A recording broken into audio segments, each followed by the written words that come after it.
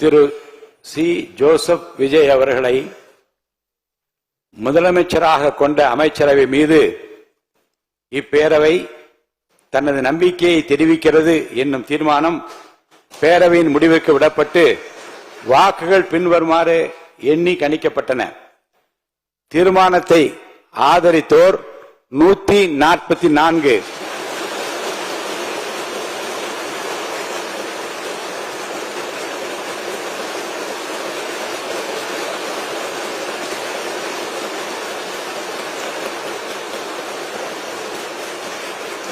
தீர்மானத்தை எதிர்த்தோர் 22, நடுநிலை வகித்தோர் 5.